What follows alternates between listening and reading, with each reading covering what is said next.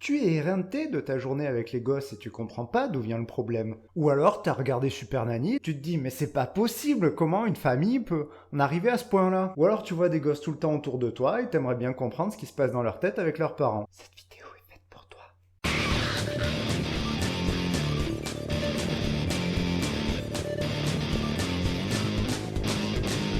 Alors avant de commencer, sache que cette vidéo est la deuxième partie d'une autre vidéo où j'explique ce que c'est l'attachement. Et pour comprendre la vidéo d'aujourd'hui, il vaut mieux l'avoir vue. Donc si tu l'as pas vue, vas-y, tu verras, si tu cliques là, il y a la fenêtre qui va s'ouvrir sans même fermer la tienne. On va résumer l'épisode précédent. Un être humain, il va chercher des gens pour répondre à ses besoins.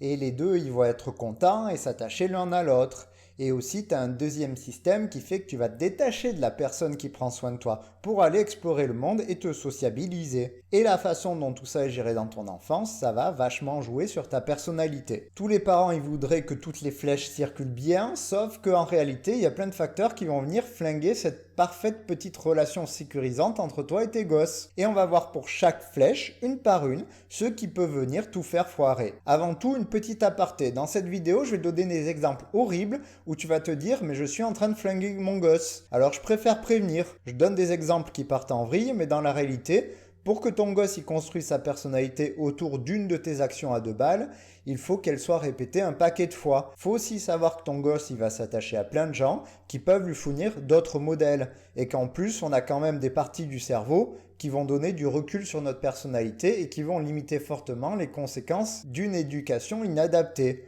Donc c'est pas la fin du monde si tu fais des exemples qui sont marqués dans la vidéo. C'est juste pour te faire réfléchir un peu. Bon, on va commencer par la première flèche, ce qui va flinguer la base de l'attachement, c'est-à-dire le fait qu'on va chercher des gens dont on a besoin.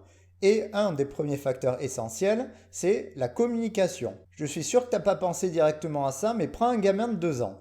Il sait pas parler. Comment tu vas faire pour savoir ce dont il a besoin? Alors tu peux arriver à t'en sortir parce que tu connais ton gamin, mais quand ton gosse il arrive en disant gna gna gna gna gna gna gna maison, eh ben ça va être chaud de savoir s'il a besoin de quelque chose et comment tu dois y répondre. Et savoir parler, ça va pas suffire parce que je suis pas sûr que tu connaisses beaucoup d'adultes capables de te dire exactement ce dont ils ont besoin ou ce qu'ils ressentent. Il y en a pas beaucoup qui sont très très clairs là-dessus. Donc en plus de savoir parler, il faut que la personne, elle sache identifier la réponse qu'elle attend. Ce qui est quand même bien compliqué pour un gamin. Donc, va falloir jouer devinette et deviner les besoins de ton enfant. Ou lui apprendre à communiquer vraiment très très bien. Deuxième chose qu'il faut savoir, c'est qu'il y a une partie de ta personnalité qui est génétique. Et on appelle ça le tempérament. Ça représente des tendances à réagir de telle ou telle manière. Il y a des enfants, par exemple, au tempérament inhibé, qui vont se recroqueviller sur eux quand on va les regarder ou leur poser des questions. Il y en a d'autres qui auront une tendance à l'agressivité au moindre problème. Et tout ça, ça va rendre bien plus difficile l'expression ou la compréhension du tempérament difficile. Parce que si ton gosse, quand il a besoin de toi, il te gueule dessus ou il reste dans son coin, ça va être plus difficile de l'écouter, de répondre à ses besoins. Et puis des fois, en plus, ton gosse, il va déguiser une demande en te faisant croire qu'il veut un gros câlin et qu'en fait non, il fait juste un gros câlin pour pouvoir choper le bonbon derrière toi. Ou il va te dire t'es pas ma maman pour te faire souffrir, pour avoir ce qu'il veut. Et au bout d'un moment, tu seras plus trop faire la différence entre l'expression d'un besoin et un caprice à 2 balles. Il y a une quatrième chose qui va tout flinguer aussi dès le départ, c'est les maladies. Est-ce que tu sais comment on s'adapte aux besoins d'un petit atteint d'une leucémie ou myopathe? Est-ce que tu sais comment on s'adapte aux besoins d'un enfant dépressif, d'un phobique social, d'un TDAH ou d'un autiste? Eh ben tu sais pas trop parce que c'est très particulier et il y a des situations pour lesquelles on n'est pas forcément préparé. Et enfin, il y a un truc horrible à dire et c'est vraiment dégueulasse mais on n'y peut rien, mais ton gosse il va plus ou moins te correspondre et ça sera un peu la bonne ou mauvaise pioche. Toi t'aimes la bière et le foot, ton fils il aime la danse et la peinture. Toi t'aimes le calme et la lecture, mais ton gosse, il aime bouger dans tous les sens et il parle beaucoup. Dans ce cas, ça va te demander vachement plus d'efforts pour arriver à l'éduquer, passer du temps avec lui ou t'amuser avec lui. Quand tu choisis ton magnifique petit conjoint, tu le prends en fonction de tes goûts et si ça part en vrille, au pire, tu divorces. Eh bien, un enfant, c'est un peu la roulette russe et tu peux pas divorcer. Ça demande de la force mentale quand même de s'adapter à quelqu'un qui serait tout ce que tu n'aimes pas chez un autre être humain. La nature étant bien faite, elle te fait t'attacher et aimer quand même cette petite personne. Donc tu vois que déjà rien qu'à la base, la relation d'attachement elle peut être compliquée parce que énoncer un besoin clair et net c'est très compliqué. Et sans apprentissage, c'est quasiment inexistant. Donc tu vas passer une bonne partie de ton temps à essayer de décoder le message que ton gosse il envoie et les besoins qu'il a, sans compter qu'en plus, il y aura des problèmes de ton côté. Problèmes qui vont faire que la deuxième flèche va en pâtir et qui va faire que même si ton gosse il est très très clair, tu vas pas bien répondre à son besoin. Le truc le plus important qui va foutre la merde, c'est tes propres émotions. On comprend assez facilement que quand t'es crevé du boulot, quand ton gosse il va te venir te chercher, tu vas l'envoyer balader. Ou que quand t'es triste parce que tu t'es fait larguer, t'as pas envie de l'aider à faire ses lacets ton gamin. Mais ce à quoi on réfléchit moins, c'est que le fait même que ton gosse il ait besoin de toi, ça peut te faire réagir. Par exemple, t'as ton gamin. Il arrive, il est tout triste, il a besoin d'écoute et de réconfort parce qu'à l'école, il s'est fait taper. Et toi, tu as une réaction immédiate, c'est d'avoir un putain d'énervement contre le gamin qui l'a tapé. Et aussi contre le tien parce qu'il sait pas se défendre. Et aussi contre la CPE qui a rien foutu. Et t'es en colère et ton réflexe, ça va être de gueuler. Mais c'est quoi cette putain de situation de merde? Et là, ton gosse, en termes d'écoute, il aura pas reçu grand chose. Et des fois aussi, il va vouloir jouer. Mais c'est chiant son jeu parce que ce qu'il fait c'est bonjour, moi je suis une voiture, bonjour, moi je suis un avion, bonjour, moi je suis une voiture. Et toi tu auras juste envie de l'envoyer valdinguer parce que ça fait 15 minutes qu'il fait ça et qu'il te fait chier avec son jeu de merde. Bref, quand tu vas commencer à monter dans les tours, à monter un peu trop dans les émotions, tes capacités à répondre aux besoins de ton gamin, elles vont disparaître petit à petit. Je commence par ce facteur parce que tous les facteurs qui suivent vont venir fortement influencer tes émotions. Le prochain par exemple c'est tes propres principes et tes valeurs. Parce qu'il va arriver que ta priorité, ça va pas être la relation entre toi et ton gamin, mais ça va être de l'éduquer à respecter ton mode de vie et tes principes. Tu veux que ton gamin il ait le goût de l'effort. C'est super bien parce que ça pourra être utile pour lui. Mais comment tu vas faire si ton gamin il réussit plein de choses sans rien glander du tout? Comment tu vas faire quand il va bien réussir dans sa voie, c'est-à-dire qu'il n'aura absolument pas le goût de l'effort mais ça lui fera pas chier dans la vie? Comment tu vas faire quand ton gamin il va réussir dans une voie qui te plaît pas et c'est pas la tienne? Dans l'exemple, tu vas lui gueuler dessus parce qu'il a rien glandé ou tu le félicites parce qu'il a réussi? Ça va être chaud de le féliciter quand même parce que le gamin il est juste en train de te dire bon tu vois les choses importantes pour toi l'effort en fait c'est de la merde et on n'a rien à foutre. Pareil sur l'abnégation et la gentillesse. T'aimerais apprendre à ton gamin à être sympa avec les gens parce que c'est cool d'être sympa avec les gens et en général on peut arriver à avoir des retours positifs et donc tu le renforces dès qu'il partage avec les autres. Sauf qu'il faut voir que pour le cerveau de ton gamin, t'es la personne qui conditionne sa survie. Et donc pour lui, être gentil, ça va devenir un besoin vital. Et dans son modèle interne, il aura une case qui va lui dire, il faut toujours passer après les autres. Il faut toujours se sacrifier pour les autres. Et ça va pas beaucoup l'aider pour prendre soin de lui et être heureux. Même si la gentillesse que tu voulais lui passer à la base, c'était bien, le problème c'est que lui, il l'a intégré de manière un peu trop rigide. Donc quand les gens, ils vont un peu contre notre façon de voir les choses, on a tendance à partir en vrille, à s'énerver. Ce qui va créer des difficultés relationnelles avec ton gosse, qui a sa propre personnalité, qui ira pas forcément dans ton sens. Et un autre facteur interne à toi qui va foutre la merde, c'est les incohérences éducatives ou de communication. Exemple, ton gosse il est frustré. Il rage parce qu'il n'arrive pas à un puzzle et qu'il cherche ton aide pour se consoler. Tu lui dis, mais c'est pas grave de pas y arriver, on va essayer ensemble. Sauf que dans ta tête, il se passe ça. Tu flippes grave parce que tu te dis, mais qu'est-ce qu'il va devenir? Il gère mal les échecs, il va finir dépressif, c'est horrible, il va se suicider.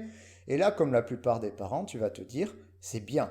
J'ai caché mes émotions pour bien réagir et je l'ai consolé. Ce qui est évidemment déjà mieux que de lui dire qu'il va devenir dépressif. Sauf qu'il y a un truc que tu sais pas. À 2 mois, ton gamin, il t'a choisi comme moyen de survivre. À 3 mois, il commence à reconnaître les émotions et son cerveau va se spécialiser dans la reconnaissance de tes émotions.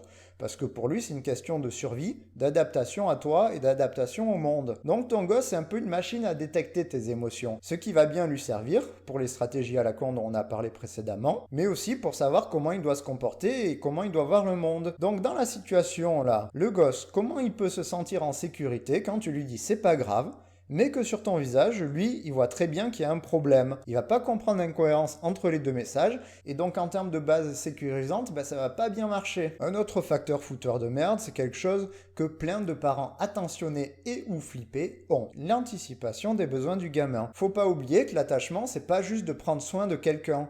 Ça commence par quelqu'un qui a besoin d'aide. Et si tu anticipes les besoins avant même que les gosses les ressentent, toi tu vas t'attacher à ton gamin, mais lui il en aura rien à foutre de toi. On va prendre un exemple. T'as un passant, il me file 5 € dans la rue. Je lui dis merci et j'oublie vite la personne. Autre cas, j'ai la dalle, je veux un kebab, mais j'ai plus de fric. Je demande à quelqu'un 5 € parce que je suis en rade, il me les donne et là je lui fais des gros poutous. En gros, le mec il a fait la même action, me donner 5 €, Mais comme il l'a fait quand j'avais besoin de lui, eh bien mon cœur il va plus s'accrocher à lui. Donc toujours vouloir anticiper les besoins de ton gosse, ça va diminuer l'attachement de ton gosse pour toi et donc ça va limiter l'influence que tu auras dans son éducation ou la capacité à lui offrir un attachement sécure. Sans compter que tu peux lui foutre en modèle interne, ne laisse pas tes proches respirer et se débrouiller par eux-mêmes. Et ça pue. Autre facteur lié à toi, c'est que des fois ton gosse il va venir te chercher sur des sujets dont tu n'auras rien à foutre. Première situation. Coucou maman, j'ai fait un arabesque à la danse. Ah oui, et t'as fait un lutz aussi? Oui, oui, et puis ensuite j'ai suivi d'un petit piqué. Et est-ce qu'il y avait Bernadette? Non, mais il y avait Sandra. Ah oui, elle c'est vraiment une bip cette Sandra. Et c'est quand ton spectacle? Eh bien c'est en juin. Situation 2. Coucou maman, j'ai attrapé un chat miam à Yokai Watch. C'est bien, c'est bien. Bonjour l'écoute. Eh bien, des fois, tu vas être un peu largué ou tu vas te ficher complètement de ce que ton gamin il va te fournir. Ça aide pas beaucoup pour répondre à ses besoins. Et pour finir sur tous les facteurs qui sont liés à toi, il faut bien voir que tu as tes petits pets au casque et tes petites rigidités. Et ça, c'est normal, on en a tous. Et ton gosse, par exemple, il va apprendre à se déshabiller tout seul, et toi, tu vas juste trouver à lui gueuler dessus parce qu'il a rangé les fringues sur l'étagère de droite au lieu de celle de gauche. Et là, la question est de savoir quelle est la valeur que tu souhaites lui apprendre à ton gosse en gueulant pour 30 cm de rangement. Voilà. Aucun, ça t'énerve juste sans aucune raison particulière. Bon, maintenant, il n'y a pas que des choses qui sont liées à toi, hein. Des fois, c'est ton métier qui va foutre la merde. Imagine que tu sois intermittent du spectacle ou cuisinier. En termes de présence du caregiver, pour ton gosse, c'est pas top, hein. Imagine, saison des festivals, je suis pas là. L'hiver, je suis là. Pour un attachement sécure, il y a un peu mieux parce que en gros, tu disparais comme ça pour ton gosse de temps en temps. Mais ça, t'y peux rien. Et des fois, la situation que tu vis, elle va venir flinguer la relation avec le gamin et on n'y peut rien. Un peu comme les maladies d'ailleurs. Ça a été harcelé à ton boulot, ce qui t'a foutu en dépression, et tes gosses, ils ont besoin de toi. Mais toi, tu peux juste rester sur le canapé à glander parce que t'en peux plus et que t'es déprimé. Et la réponse à leurs besoins va être égale à zéro. Pareil si t'as le dos pété et que tu peux plus te lever du canapé, c'est pareil. Et ensuite, il y a un autre truc sur lequel on n'est pas renseigné, c'est des techniques pour pouvoir gérer tout ça.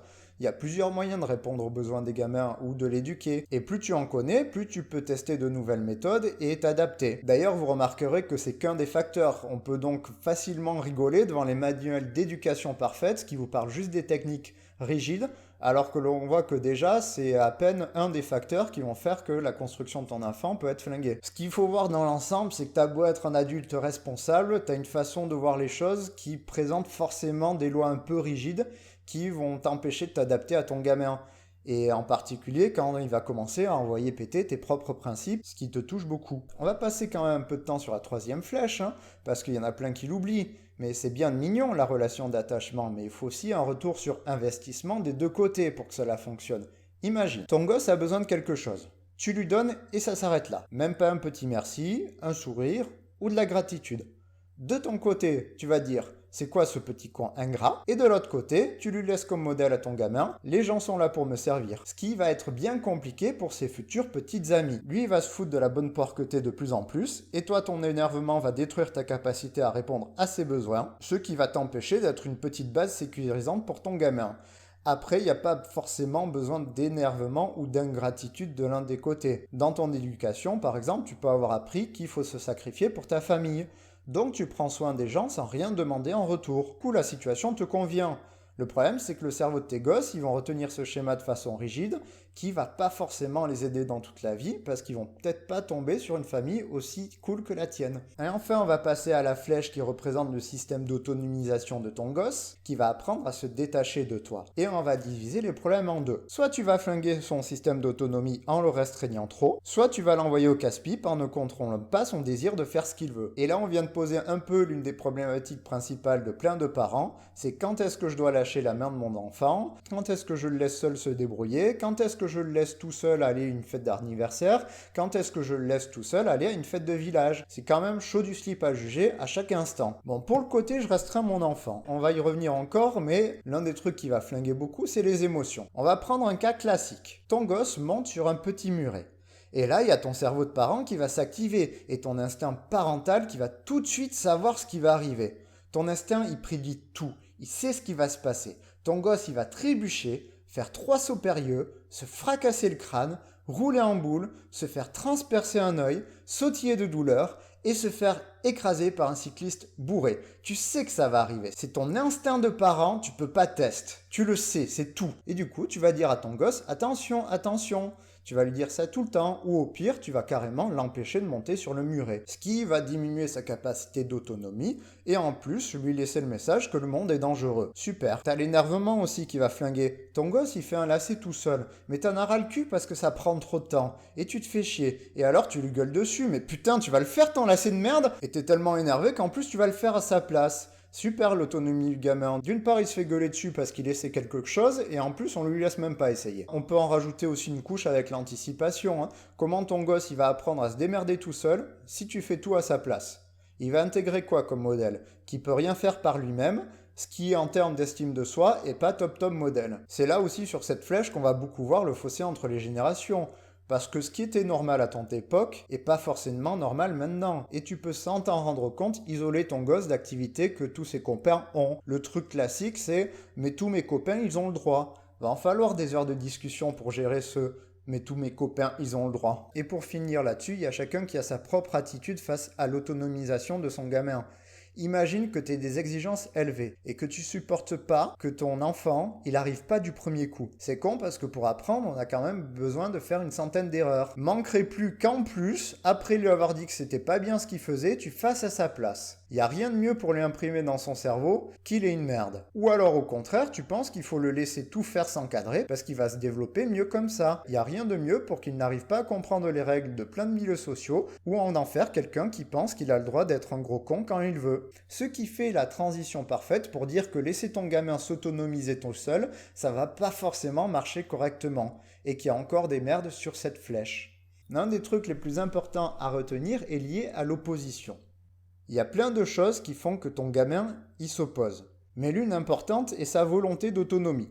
Quand ton gosse il va vouloir se détacher de toi, il aura tendance à le faire de manière un peu violente. Exemple, tu lui fais ses lacets tous les jours, et là, bam, il te dit aujourd'hui non. Le message de ton enfant, là, c'est laisse-moi me démerder tout seul, je veux m'autonomiser.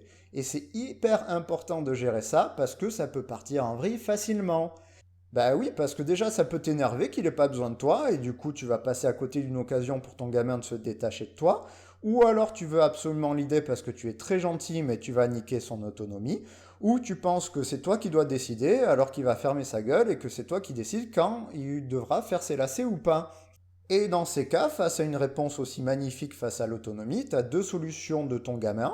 Soit il a une opposition forte et il va te faire chier de plus en plus fort pour te destroyer et s'autonomiser comme il veut. Soit il a une opposition faible et il va te laisser décider pour lui tout le temps, ce qui va augmenter beaucoup ses chances de dépression ou d'une personnalité dépendante, incompétente. Ce qui n'aide pas beaucoup dans la vie. Donc oui, c'est dégueulasse, mais il va falloir apprendre un jour à ce que ton gosse il ait plus besoin de toi. Donc là, tu vois qu'il y a un paquet de facteurs qui peuvent insécuriser ton enfant envers toi ou lui laisser des traces de merde dans son cerveau. Et pour résumer la vidéo, je vais finir par 3 points importants à retenir. Le premier, c'est que je te souhaite de souvenir de mon intro pour ne pas déprimer. Tu es un être humain et comme tout être humain, tu vas forcément te foirer sur certaines choses, mais ça ne veut pas dire que ton gamin, il va être pété. Tu peux aussi savoir que quelle que soit la merde et le modèle que tu vas refiler à ton enfant, tu peux lui apprendre à prendre du recul dessus et ne pas forcément être emprisonné par ce que tu lui as filé. Le deuxièmement, c'est que tu vois qu'il y a plein de choses qui vont influencer ta relation avec l'enfant et qu'on ne peut pas du coup trouver de réponse rigide à des problèmes qui seront forcément uniques. Exemple, ton gosse il fait des crises. On te dit que prendre des cours de danse avec lui pourrait aider. Mais c'est complètement débile parce que tu passes 20 heures sur 24 avec ton gamin et là il est juste en train de te gueuler « fous-moi la paix, je veux me détacher ». Et toi tu lui proposes d'être encore plus collé à lui. Rien de mieux pour en faire un mec fusionnel qui pourra pas lâcher les petites pétasses de petits amis qui vont venir l'emmerder. Deuxième situation, ton gosse il fait des grosses crises. On te dit que prendre des cours de danse avec lui pourrait aider. Eh ben oui, mais c'est génial là, parce que tu travailles 12 heures par jour et ton gosse il est juste en train de te gueuler, occupe-toi de moi. Dans ce cas, la danse c'est trop cool. Et on ne peut pas simplifier en disant bêtement à quelqu'un quoi faire sans bien comprendre la situation. Donc les livres d'éducation parfaite sur tout ce qu'il faut faire parfaitement, tu peux laisser tomber. Et troisièmement, le plus important, c'est que contre ton gamin, quoi qu'il arrive, t'as perdu la guerre. Et si tu t'adaptes pas à lui, ça va mal finir. En face de toi, t'as quelqu'un programmé pour grandir sans toi, qu'il fera en s'opposant à toi dès qu'il va marcher à quatre pattes, qui peut détecter tes émotions et te défoncer alors le plus facilement du monde possible, et qui en plus n'aura aucune limite, sera extrême, et s'il doit foutre en l'air la famille pour être qui il le fera. Donc à moins que tu sois prêt à défoncer ton gosse et te débarrasser de lui, tu as perdu. La conclusion, c'est pas de lui laisser faire ce qu'il veut, parce que là c'est assez catastrophique ensuite pour qu'il soit pas un gros narcissique par la fin. Ça veut juste dire que si toi aussi tu t'opposes à lui en voulant le faire obéir bêtement à ta propre vision des choses, ça va pas marcher. Il va falloir trouver d'autres moyens de lui passer ce qui te semble important. La vidéo, là, elle te permet juste d'identifier les facteurs que tu pourras améliorer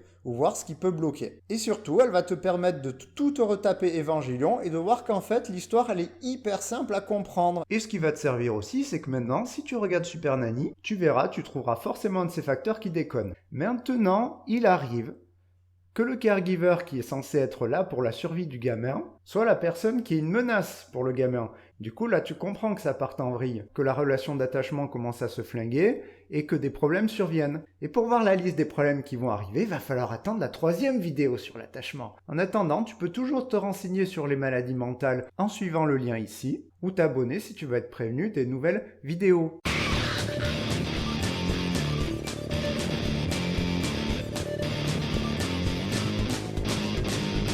En théorie, je devais faire 10 minutes sur les 2 dernières vidéos, mais là je crois que je suis à 30-40 minutes.